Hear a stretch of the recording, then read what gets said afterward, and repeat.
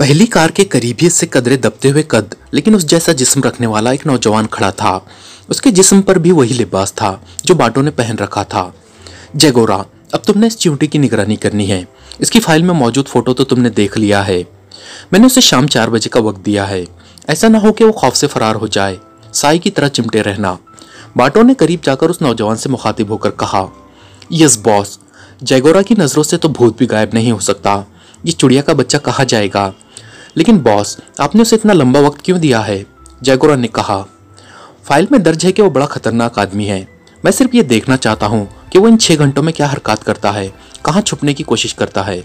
मुझे उस वक्त बड़ा लुत्फ आता है जब कोई शिकार अपनी तरफ से छुप जाता है, लेकिन फिर मैं अचानक उसके सर पर पहुंच जाता हूँ। बाटो ने छुटकारा लेते हुए कहा और फिर पहली कार के पीछे मौजूद सियाह रंग की बड़ी सी कार की तरफ बढ़ गया। मैं इस दौरान मार्टिन की बार में रहूंगा।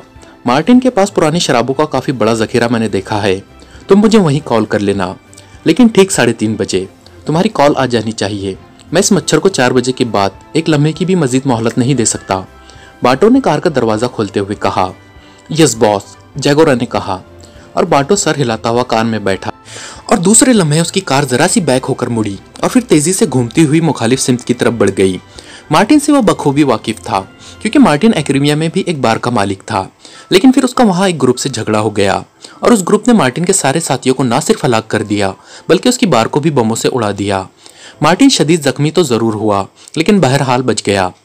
उसके बाद मार्टिन अपनी जान बचाने की गर्ज से रुपोश हो गया और फिर तवील अरसे बाद मार्टिन से उसकी मुलाकात हुई तो मार्टिन ने उसे बताया कि वो एशिया के एक मुल्क पाकिस्तान में शिफ्ट हो गया है और वहां उसने बार भी बना ली है और अपना एक ताकतवर ग्रुप भी। चुनांचे जब चीफ बॉस ने उसे पाकिस्तान का मिशन सौंपा तो कुदरती तौर पर उसके जहन में मार्टिन का ही ख्याल आया। बाटो के लिए किसी एक आदमी जिसका हुलिया और रिहाइश भी मालूम हो और फिर वो कोई अहम सियासी शख्सियत भी ना हो का शिकार करना ऐसे ही था जैसे किसी यूनिवर्सिटी के प्रोफेसर को कहा जाए कि वो ABC पढ़कर सुनाए, क्योंकि बाटो का ग्रुप एक्रेमिया के पेशावर कातिलों में सबसे ज्यादा मारूफ था और इंतहाई अहम तरीन शख्सियतों के कत्ल के लिए इसके ग्रुप की खिदमत हासिल की जाती थी। वो चूंकि नस्लन यहूदी था, इसलिए वाटर पावर ने ऐसे मामलात के लिए उसकी खिदमत मुस्तकिल तौर पर हासिल कर रखी थी और अब भी वो वाटर पावर के चीफ बॉस की वजह से ही इस मिशन पर खुद आया था, वरना शायद एक मामूली से आदमी को कत्ल करने के लिए वो अपने ग्रुप के किसी आदमी को भिजवा देता। अली इमरान के मुतालिक उसे जो फाइल मिली थी उसमें उसका फोटो और तफसीली पता भी दर्ज था और एक सफ़ा उस इमरान की तारीफों से भरा हुआ था कि वो इंतहाई खतरनाक और शातिर तरीन आदमी है।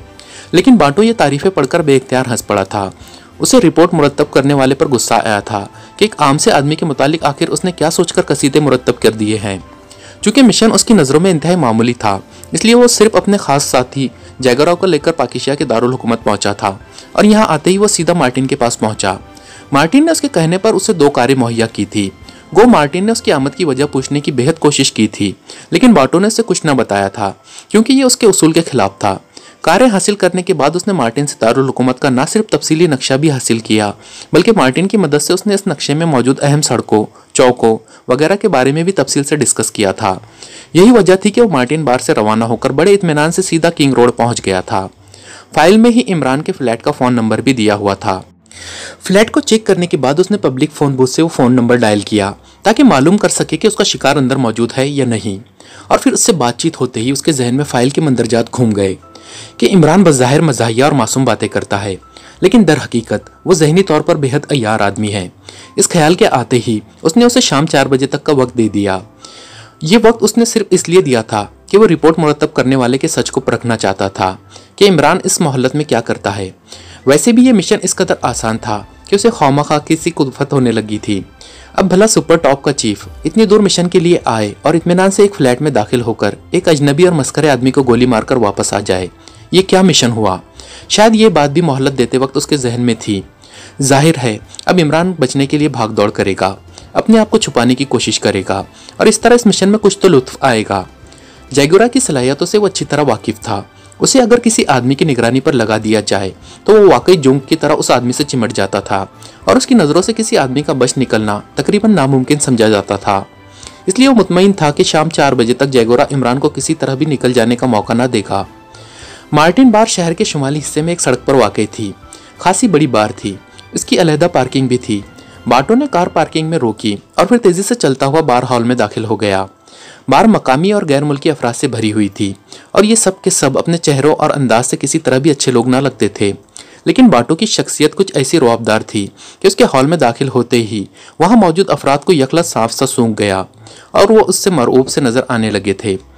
कहाँ है मार्टिन? बाटो ने काउंटर पर पहुंचकर कहा। बॉस कहीं काम के लिए गए हुए हैं जनाब। मैं कोई कमरा खुलवा देता हूँ, आप वहाँ आराम फरमाएं। उन्हें वापसी में 3-4 घंटे लग सकते हैं। काउंटर पर खड़े नौजवान ने इंतहाई मुअद्दबाना लहजे में कहा, क्योंकि वो अपने बॉस और बाटो के ताल्लुकात से अच्छी तरह वाकिफ था। अच्छा, तुम कमरा खुलवाओ, मैं कुछ देर यहाँ हॉल में बैठकर कुछ पी लेता हूँ। अकेला कमरे में पड़ा क्या करूँगा? बाटो ने मुस्कुराते हुए कहा और वापस हॉल की तरफ बढ़ गया। एक खाली कुर्सी पर वो जैसे ही बैठा, एक वेटर तेजी से उसकी तरफ बढ़ा। ब्लैक हॉर्स विस्की ले आओ और सुनो, बड़ी बोतल ले आना, बाटो ने करक लहजे में कहा और वेटर सर हिलाता हुआ वापस मुड़ गया। बाटो अब इश्तियाक भरी नजरों से हॉल में मौजूद लोगों को देखने में मसरूफ हो गया। बोतल आने पर वो उसे बगैर पानी मिलाए वैसे ही बोतल मुंह से लगाकर पीने में मसरूफ हो गया। उसकी नजरें अपनी मेज से तीसरी मेज पर बैठी हुई एक खूबसूरत औरत पर जम गई। औरत खासी जानदार और खूबसूरत थी और सबसे बड़ी बात यह थी कि वो बाटो के मियार पर भी पूरी उतरती थी। उसके साथ एक भारी जसामत और लंबे कद वाला आदमी बैठा हुआ था जिसकी बड़ी बड़ी मूछें थी। बाटो ने एक तरफ खड़े वेटर को इशारे से अपने पास बुलाया। यस सर, वेटर ने करीब आकर मुअद्दबाना लहजे में कहा। उस औरत को कहो कि वो मेरे पास आ बैठे, मुझे ये पसंद आ गई है। बाटो ने ऐसे लहजे में कहा जैसे ये औरत उसकी जर खरीद कनीज हो और इस लिहाज से उसके हुक्म की पाबंद हो। ओ, वो मार्गरेट है जनाब। जर्मी की औरत है वो जनाब, वेटर ने कदरे खौफजदा से लहजे में जवाब देते हुए कहा।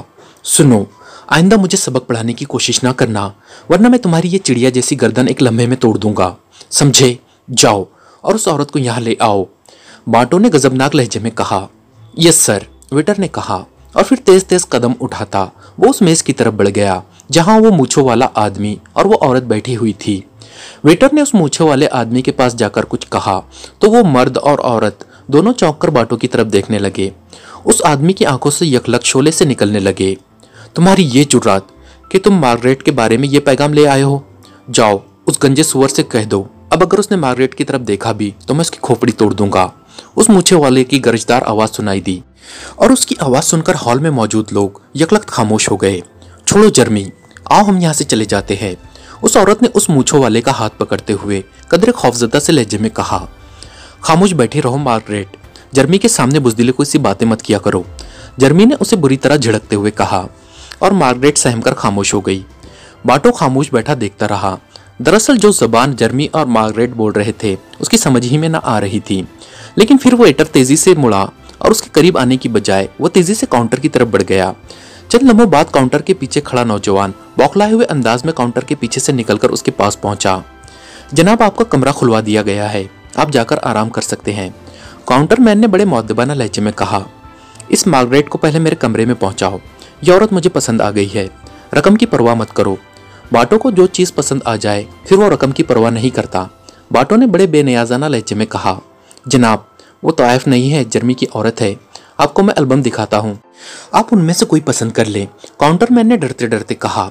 लेकिन दूसरे लम्हे वो चीखता हुआ उछलकर पिछली मेज पर जा गिरा। चिड़िया के बच्चे, जब मैं कह रहा हूँ इसको मेरे कमरे में भिजो तो तुम्हारी इनकार करने की जरूरत कैसे हुई? बाटो ने घुमाकर हाथ उसके सीने पर मारते हुए चीख कर कहा और वो उछलकर खड़ा हो गया। मैं खुद इसे ले जाता हूँ, ये कैसे नहीं आती मेरे साथ? जर्मी की औरत, बाटो वाकई गुस्से से फनकारता हुआ उस मेज की तरफ बढ़ने लगा जहां मार्गरेट और जर्मी बैठे हुए थे। इस मस्त हाथी को अपनी तरफ बढ़ते देखकर वो दोनों भी उठकर खड़े हो गए। मार्गरेट के चेहरे पर शदीद खौफ के आसार नुमाया हो गए थे। जनाब, ये जर्मी है, यहाँ का मशहूर आदमी है जनाब, बॉस का दोस्त है, एक वेटर ने कदरे हिचकिचाते हुए अंदाज में बाटो को समझाना चाहा, लेकिन दूसरे लम्हे वो भी चीखता हुआ उछलकर दूर जा गिरा। जब मैंने इस औरत को पसंद कर लिया है तो ये अब मेरी है, बस, बाटो ने चीख कर कहा और फिर वो मार्गरेट वाली मेज के करीब पहुंच गया। जर्मी खामोश खड़ा उसे अपनी तरफ आता देख रहा था। उसके चेहरे का इत्मीनान बता रहा था कि वो खासा निडर और बहादुर आदमी है, वरना बाटो का कदो कामद, जिस्म और उसका चेहरा देखकर अच्छे अच्छे आदमी दहशत ज़दा हो जाते थे। मार्गरेट दहशत ज़दा होकर जर्मी के पीछे छुप गई थी। हटो तुम आगे से, मुझे ये औरत पसंद आ गई है, बाटो ने जर्मी के करीब पहुंचकर दहाड़ते हुए लहजे में कहा। सुनो, मेरा नाम जर्मी है और ये मेरी औरत है, तुम्हारी बचत इसी में है कि तुम वापस चले जाओ, जर्मी ने काट खाने वाले लहजे में कहा। लेकिन उसी लम्हे बाटो का हाथ यकलख्त घूमा और जर्मी इस तरह चीखता हुआ उछलकर वहां से चौथी मेज पर जा पड़ा जैसे कोई बच्चा गेंद को उछाल देता है। और उसके अचानक उछलने की वजह से उसके पीछे छुपी हुई मार्गरेट भी धक्का खाकर नीचे गिर पड़ी। हटो सामने से मच्छर की औलाद, बाटो ने इंतहाई गुस्सैले लहजे में कहा और फिर बिजली की सी तेजी से उसने आगे बढ़कर फर्श पर गिरी मार्गरेट का बाजू पकड़ा और उसे न सिर्फ उसने एक झटके से खड़ा कर दिया बल्कि इस तरह घसीटकर काउंटर की तरफ ले जाने लगा जैसे वो गारों के दौर का कोई वहशी हो जो किसी औरत को घसीटता हुआ उसे ले जा रहा हो। मार्गरेट की चीखों से हॉल गूंजने लगा। इधर जर्मी मेज से टकराकर नीचे गिरा तो फिर उठ ही ना सका। बाटो का एक ही हाथ उसके लिए काफी साबित हुआ था। उसका गाल फट गया था और दांत आधे से ज्यादा निकलकर नीचे जा गिरे थे। उसकी नाक और मुंह से खून बहने लगा था।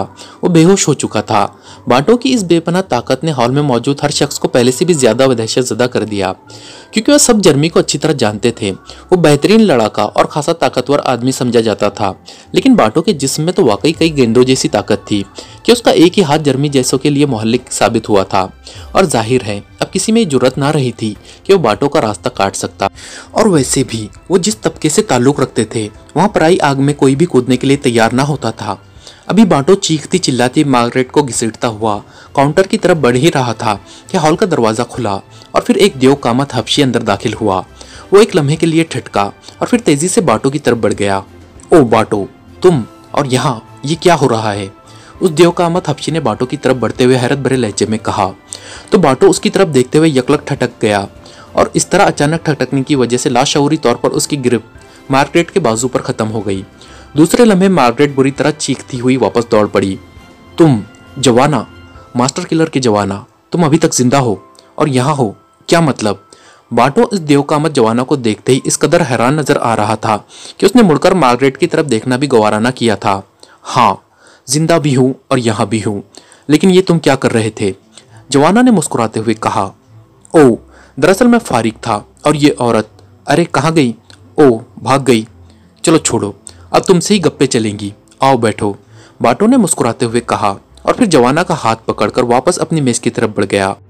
उसने एक लम्हे के लिए भी मुड़कर अब मार्गरेट या उस बेहोश जर्मी की तरफ ना देखा था। मैं समझ गया, तुम इस औरत को जबरदस्ती अपने कमरे में ले जा रहे थे, लेकिन ये पाकिशिया है, एक्रिमिया नहीं है मिस्टर बाटो। तुम्हारा जिस्म गोलियों से भी छलनी हो सकता था। जवाना ने मुस्कुराते हुए कहा।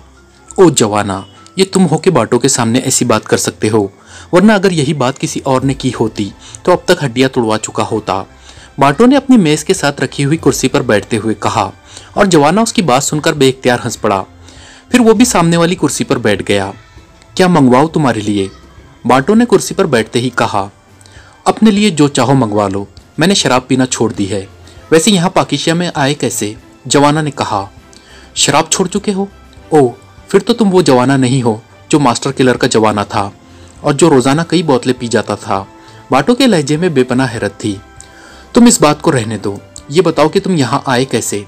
जवाना ने कहा। जाहिर है मिशन पर ही आया हूँ, लेकिन मिशन इस कदर आसान है कि मेरी तबीयत उकता गई है। बस यूँ समझो, शेर के शिकारी को जब गीदड़ का शिकार करना पड़े तो उसकी जो कैफियत हो सकती है वही इस वक्त मेरी है। लेकिन तुम यहाँ कैसे? मैंने तो सुना था कि मास्टर किलर्स तंजीम मुकम्मल तौर पर खत्म हो गई है और तुम भी मर गए हो। बाटो ने आंखें झपकाते हुए कहा और साथ ही उसने वेटर को बुलाकर ब्लैक हॉर्स विस्की की एक और बोतल लाने के लिए कहा। मास्टर किलर्स तंजीम तो वाकई खत्म हो गई है, लेकिन जवाना जिंदा है और तुम्हारे सामने बैठा है। इस बार तुम्हारा शिकार कौन है जिसे तुम चिड़िया कह रहे हो? जवाना ने मुस्कुराते हुए पूछा। एक अहमक और मस्करा सा आदमी है, अली इमरान उसका नाम है। बाटो ने ऐसे लहजे में जवाब दिया जैसे वो वाकई किसी इंतहाई गैर अहम आदमी का नाम ले रहा हो, और जवाना बेइख्तियार हंस पड़ा। वेटर ने उसी लम्हे ब्लैक हॉर्स विस्की की एक बोतल लाकर बाटो के सामने रख दी। क्या तुम इससे पहले मिले हो? जवाना ने पूछा। नहीं, बस आज फोन किया था उसे, वो अहमकों सी बातें करने लगा। मैंने उसे 4 बजे तक का वक्त दे दिया है। बहरहाल जवाना, ये मेरा मसला है, तुम्हारा नहीं। तुम बताओ कि तुम यहाँ कैसे हो और कहाँ से हो? क्या अब तुम अपने तौर पर काम कर रहे हो? बाटो ने बोतल खोलकर उसे मुंह से लगाते हुए कहा। मैं अभी तुम्हें सारी तफसील बताता हूँ, मैं जरा एक जरूरी फोन कर लूँ, जवाना ने कहा और एक झटके से उठकर वो काउंटर की तरफ बढ़ गया। मुझे एक फोन करना है, जवाना ने काउंटर पर खड़े नौजवान से कहा। जरूर जनाब, वैसे आपकी आमद की वजह से हमारा एक बड़ा प्रॉब्लम हल हो गया है, वरना बॉस मार्टिन के इस मेहमान को संभालना तो हमारे बस से बाहर हो गया था। वो बेचारा जर्मी तो एक हाथ खाकर ही टैं हो गया था।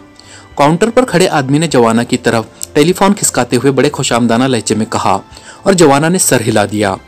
रिसीवर उठाकर उसने तेजी से नंबर डायल करने शुरू कर दिए।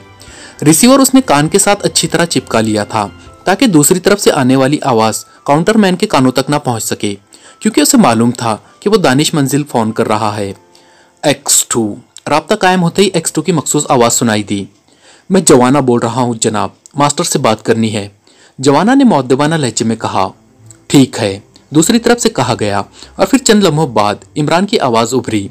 हेलो जवाना, क्या रिपोर्ट है? इमरान की आवाज सुनाई दी।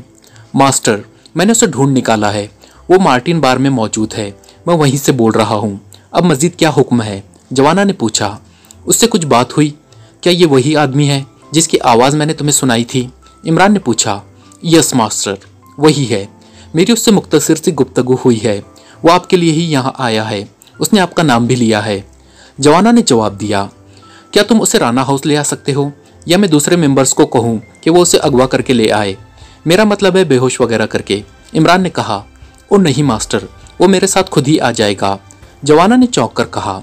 ओके, फिर उसे वहां ले जाओ, मैं खुद वहीं आ रहा हूँ ताकि उससे मैं भी कुछ गपशप लगा लूँ।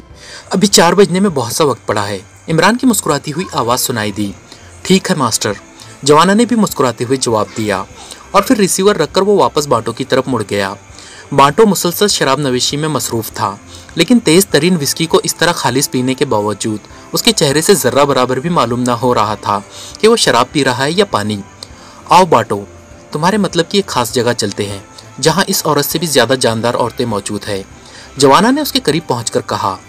अच्छा, वेरी गुड, लेकिन मैं 3:30 बजे तक वक्त दे सकता हूँ। बाटो ने मुस्कुराते हुए जवाब दिया। अभी 3:30 में बड़ा वक्त पड़ा है। आओ, मैं तुम्हारी फितरत समझता हूँ, इसलिए तुम्हारे ज़ौक़ के ऐन मुताबिक जगह पर तुम्हें ले चलता हूँ। तुम यकीनन खुश हो जाओगे, जवाना ने कहा और बाटो भी मुस्कुराता हुआ उठ खड़ा हुआ। तुम तो अच्छे मेज़बान साबित हो रहे हो जवाना, बाटो ने हंसते हुए कहा। उसने खाली बोतल मेज़ पर रख दी थी और फिर जवाना के साथ चलता हुआ वो बार से बाहर आ गया। तुम यहाँ मुस्तकिल रह रहे हो या हमारी तरह किसी मिशन पर आए हो? वैसे एक बात है, मैं तो अब तक इस मुल्क को इंतहाई पसमानदा समझता रहा हूँ, लेकिन यहाँ आकर मुझे महसूस हुआ है कि ये तो खासा तरक्की याफ्ता मुल्क है। बाटो ने पार्किंग की तरफ बढ़ते हुए कहा। मैं यहाँ मुस्तकिल रह रहा हूँ और एक आदमी की मुलाजिमत कर रहा हूँ, जवाना ने कहा। क्या क्या मतलब? ये कैसे मुमकिन है? मास्टर किलर्स का जवाना और किसी की मुलाजिमत करे? तुम मुझे अहमक समझते हो जवाना? क्या मैं तुम्हें जानता नहीं हूँ? बाटो के लहजे में शदीद तरीन हैरत थी। मैं जो कुछ कह रहा हूँ दुरुस्त कह रहा हूँ। बहरहाल बैठो कार में, वहाँ चलकर तफसील से बातें होंगी। जवाना ने पार्किंग में खड़ी लंबी चौड़ी और नए मॉडल की मर्सिडीज का दरवाज़ा खोलते हुए कहा। ये तुम्हारी कार है? ओह, खासी शानदार कार है। बाटो ने तहसीन आमेज नज़रों से मर्सिडीज के इस खुसूसी मॉडल को देखते हुए कहा। क्योंकि 12 सिलेंडर की यह हेवी कार जवाना ने इमरान से कहकर खुसूसी ऑर्डर पर बनवाई थी और जाहिर है जवाना ने इसे अपनी मर्जी से तैयार कराया था। कार तो शानदार होनी ही थी। हाँ, ये मेरी कार है, जवाना ने स्टीयरिंग पर बैठते हुए कहा और फिर साइड सीट पर बाटो के बैठते ही उसने कार को कंपाउंड गेट की तरफ बढ़ा दिया। वैसे मेरी तुम्हारी मुलाकात काफ़ी अरसे बाद हो रही है, लेकिन एक बात मैंने महसूस की है कि तुम बहुत बदल गए हो, बाटो ने कहा। ओह, वो कैसे? क्या तब्दीली महसूस की है तुमने? जवाना ने मुस्कुराते हुए पूछा। पहली बात तो ये है कि तुमने शराब छोड़ दी है, यही तब्दीली यकीन ना आने वाली है। दूसरी बात ये कि वो हर वक्त तुम्हारी नाक पर जो गुस्सा धरा रहता था और जिसके लिए तुम खास तौर पर मशहूर थे, वो गुस्सा भी अब मुझे नज़र नहीं आ रहा, क्योंकि जिस तरह तुम दूसरों की कारों को बचाकर ड्राइविंग कर रहे हो, पहले ऐसा ना होता था। उस वक्त तो नाराग की सड़कों पर जब जवाना ड्राइविंग करता था, कई कारें उलट जाती थीं, बाटो ने कहा और जवाना खिलखिलाकर हंस पड़ा। तुम्हारी दोनों बातें दुरुस्त है और ये सब कुछ मेरे मास्टर की वजह से हुआ है, लेकिन यकीन करो इन छोटी मोटी तब्दीलियों के अलावा मैं वही जवाना हूँ, जवाना ने हंसते हुए कहा और बाटो भी हंस पड़ा। नहीं, अब तुम वो जवाना किसी तौर पर भी नहीं लगते। पहले तुम अगर शेर थे तो अब अगर गीदड़ नहीं तो भेड़िए हो गए हो, लेकिन बहरहाल शेर नहीं हो, बाटो ने मुंह बनाते हुए कहा और जवाना एक बार फिर मुस्कुरा दिया। हो सकता है वो मौका आ जाए जब तुम्हें अपनी राय एक बार फिर तब्दील करनी पड़े, जवाना ने कहा और बाटो उसकी बात सुनकर चौंक पड़ा। क्या मतलब? क्या कहना चाहते हो तुम? बाटो ने हैरत भरे लहजे में कहा। अभी कुछ नहीं कह सकता, जवाना ने कहा और उसके साथ ही उसने कार राना हाउस के शानदार और बड़े फाटक के सामने मोड़कर रोक दी और फिर मखसूस अंदाज में 3 बार हॉर्न बजाया। ओ, बड़ी शानदार इमारत है। किसकी है? बाटो ने फाटक और किलानुमा 4 दीवारी को देखते हुए कहा। मेरे मास्टर की है, जवाना ने कहा। उसी लम्हे फाटक की छोटी खिड़की खुली और जोसेफ का चेहरा एक लम्हे के लिए नजर आया, फिर गायब हो गया। जल्दी फाटक खुल गया और जवाना कार अंदर ले गया। बाटो अब अंदरूनी हिस्से को गौर से देख रहा था और उसके चेहरे पर तहसीन के आसार नुमाया थे। वाह, वाकई इंतहाई शानदार इमारत है, बाटो के मुंह से निकला। जवाना ने कार वसी व अरीस पोर्च में रोक दी और दरवाज़ा खोलकर नीचे उतर आया। बाटो भी दूसरी तरफ का दरवाज़ा खोलकर नीचे उतर आया। उसी लम्हे जोसेफ भी वहां पहुंच गया, लेकिन उसका चेहरा लटका हुआ था, ऐसे जैसे वो अपने किसी अजीज को दफना कर आ रहा हो। ये मेरा साथी है जोसेफ, और जोसेफ ये एक्रीमिया के पेशावर कातिल की तंजीम सुपर टॉप का चीफ है। जवाना ने बाकायदा जोसेफ और बाटो का एक दूसरे से तारुफ कराते हुए कहा, लेकिन जानबूझकर उसका नाम न लिया था, क्योंकि वो पहले फ़ोन पर इमरान और जवाना की गुफ्तगू सुन चुका था और वो जानता था कि बाटो का नाम सुनते ही जोसेफ बोल पड़ेगा।